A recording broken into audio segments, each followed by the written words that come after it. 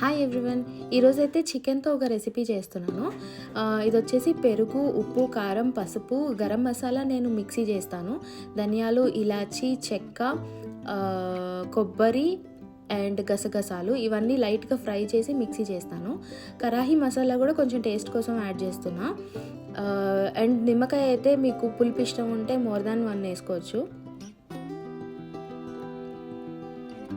And చికెన్ని మాత్రం కడిగేసి ఒక 15-20 మినిట్స్ డ్రైన్ చేయాలి. అప్పుడు ఆ చికెన్లో ఉన్న వాటర్ అంతా దిగిపోతుంది కదా, మనం ఓవెన్లో కానీ ప్యాన్లో కానీ వేస్తున్నప్పుడు అంత స్మెల్ రాదనమాట. సో ఇది వచ్చేసి నేను వీక్లీ వన్స్ ఇలా చేసేసి ఫ్రిడ్జ్లో పెట్టేస్తాను.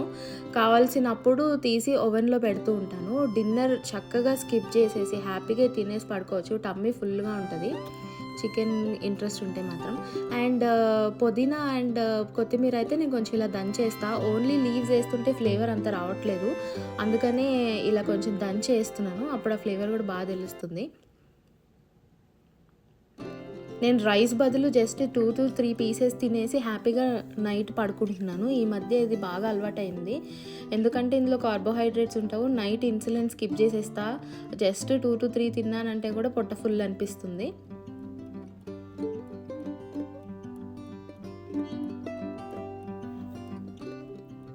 సో మీరు కనుక ప్యాన్లో చేస్తుంటే జస్ట్ అట్లా ఇంకొంచెం ఆయిల్ యాడ్ చేసుకోవచ్చు, షాలో ఫ్రై లాగా. నేను కొంచెం తక్కువ యాడ్ చేశాను. యూజువల్గా అయితే ఓవెన్లో చేస్తాను. ఈ ఆయిల్ కూడా పడదు కదా, ఇంకా హెల్తీ అని చెప్పేసి. బట్ ఈరోజు చూపిద్దామని చెప్పి ప్యాన్లో చేస్తున్నా. జస్ట్ అలా ప్యాన్లో వేసేసి మూత పెట్టి ఒక 20 మినిట్స్ దాన్ని అలా వదిలేసి తర్వాత ప్లేట్లోకి తీసి సర్వ్ చేసుకోవడమే. నిమ్మకాయ అండ్ ఆనియన్తో తింటే చాలా బాగుంది. నేను కారం యాడ్ చేసాను ఫైనల్గా అందులో. ఆన్ టాప్ ఆఫ్ ఇట్ కొంచెం సాల్ట్ అండ్ కారం తగ్గినట్టు అనిపిస్తే యాడ్ చేశాను. ఎంత జ్యూసీగా ఉందంటే చికెన్ చాలా బాగుంది. Please try and let me know in the comment. Thank you so much.